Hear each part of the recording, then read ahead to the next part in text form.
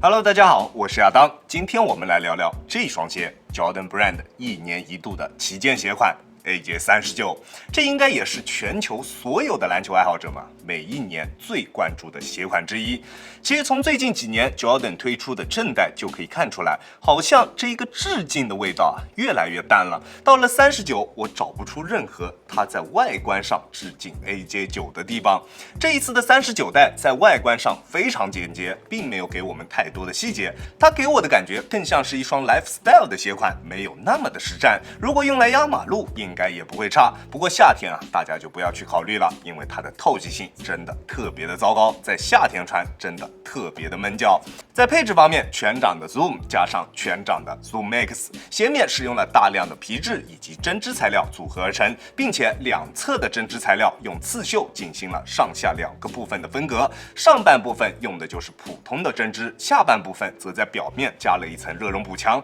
在重量方面，单支42.5码，在410克左右，重量表现中规中矩，不算是特别的轻质。OK， 那接下来我们来看看它在基础3要素方面是否合格：抓地、抗扭、稳定性。看一下它在这3个篮球鞋的最基本要求方面是否符合我心中的标准。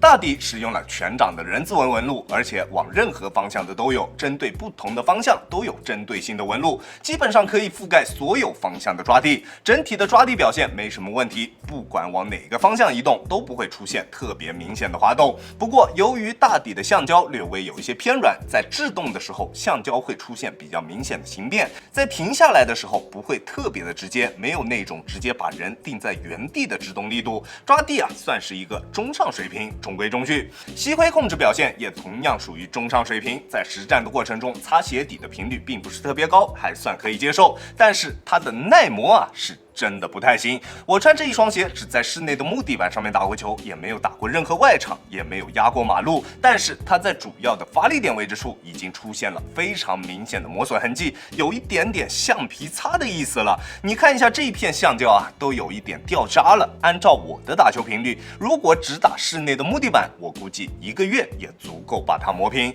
现在这一款半透明水晶底的版本，我不是特别推荐大家去进行购买，较差的耐用性也没有换来极致的抓地表现，建议大家还是等一等后面的配色，看看会不会有搭载 XDR 的版本推出。实在是没有那普通的10色橡胶也行。但是现在这一个半透明的水晶底，不是副歌就不要去尝试了，耐磨是真的有点差。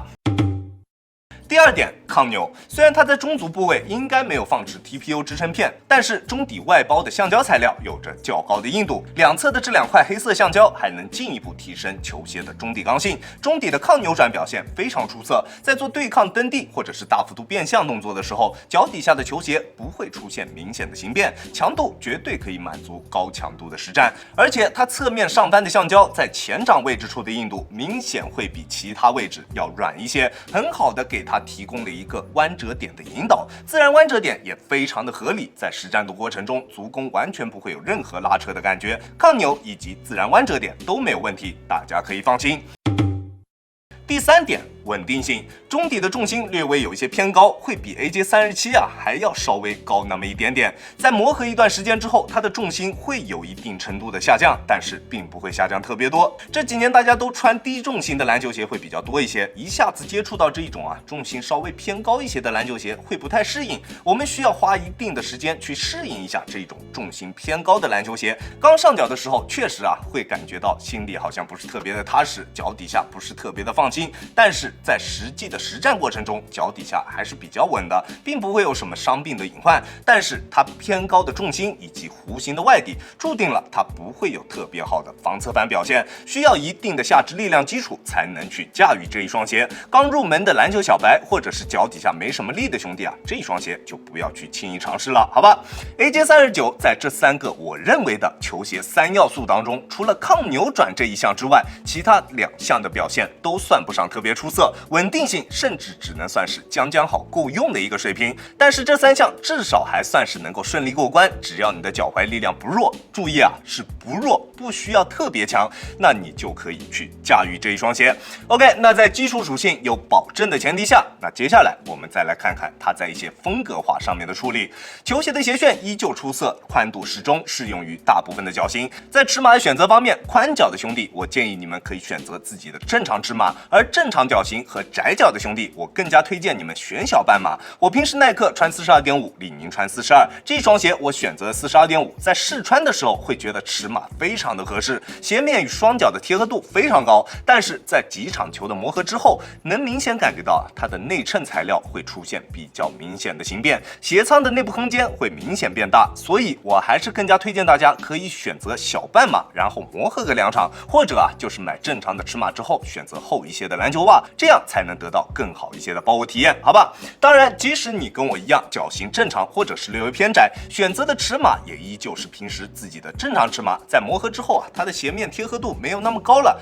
但是它的包裹锁定依旧不会有太大的问题。低帮的造型，6对鞋带孔，虽然最前面的一对鞋带孔的位置略微有一些的靠后，通过鞋带并不能调整前掌的包裹，但是它的内部填充足够的扎实，鞋舌也比较厚实，拉进鞋带之后，球鞋前中后3段都能很好的包裹住我们的双脚，并且锁定也非常出色。在变向或者是侧向蹬地的时候，双脚在鞋内不会出现位移，在急停急起的时候也完全不会有掉跟的情况出现，并且得益于它厚实的内部填充，加上它后跟的港宝也能很好的夹住我们的跟骨，拉紧鞋带之后，我们的后跟能够得到非常出色的包裹以及锁定，而且它脚踝处的鞋面也有着比较高的硬度，能很好的支撑住我们的脚踝，在变向的时候，脚踝处的鞋面能够一直很好的贴合住我们的双脚，鞋脚一体性非常棒，在做动作的时候完全不会有不放心的感觉。这一双鞋啊，就是一双非典型的篮球鞋，在静态上脚的时候，你会觉得它的存在感特别强，但是一旦开始动起来之后，它的存在感就会变得非常低。鞋脚合一的感觉跟 GT Cut 3非常的相似，这种感觉啊，你穿过 GT Cut 3一定就知道到底有多棒。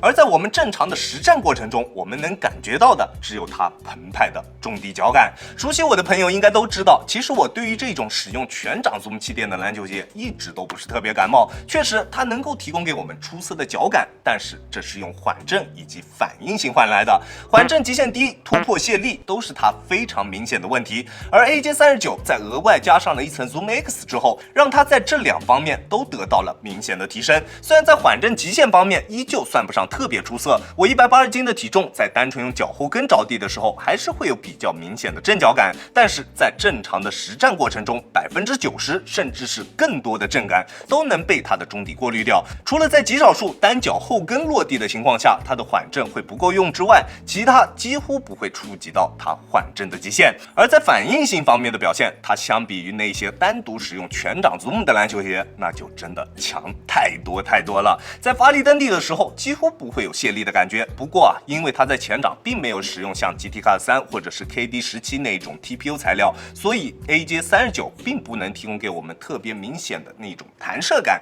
但是在我们没有发太大力去踩它的中底的时候，比如说在我们正常的跑动的时候，或者是一些蓄力起跳的时候，那在这种情况下，它的中底就能提供给我们非常澎湃的脚感以及反馈。在跑动时的每一步都能感觉到中底反馈给我们的力，加上它丝滑的中底过渡，在跑动或者是蓄力起跳的时候，它出色的过渡加上中底合适的反馈，真的爽到起飞。我们能明显感觉到，在穿上它之后，我们跑起来更加轻松了，跳起来也更加有力了。对于跑跳型的球员来说，这双鞋的中底完全可以封神。它有着跟 GT Cut 3一样丝滑的中底过渡，有着跟 AJ37 一样澎湃的中底反馈，还有着跟 KD17 一样酥软的中底脚感。除了较低的中底重心之外，其他所有的东西它都能给到我们。对于打全场比较多、跑跳比较多的球员来说，这双鞋的中底绝对就是顶级的体验。AJ39就是这样一双非典型的实战好鞋，除了中底之外的所有方面，它的表现都平平无奇，但是它有着一个接近于完美的中底，过度丝滑，脚感澎湃，反应性出色，缓震也完全够用，再加上它弧形的外底造型，不管你是什么打法的球员，只要你的脚踝力量不差，你就可以去选择它，而它也会提供给我们非常出色的不一样的穿着体验。相信我，选择它你一定不会失望。当然啊，它高昂的价格以及较差的耐磨都在告诉我们，现在入手还为时尚早。等后续价格降下来，如果能有10色橡胶大底或者是搭载 XDR 大底的版本推出，那到时候再购买也不会迟，好吧 ？OK， 这就是本期视频的全部内容了。再次感谢大家观看本期的杨洋球鞋。如果你觉得我的视频还有点意思，欢迎大家在各大平台搜索杨洋球鞋找到我，记得要点击关注哦，这会对我有非常大的帮助。好了，那我们下期视频再见吧，大家有空来做 ，peace。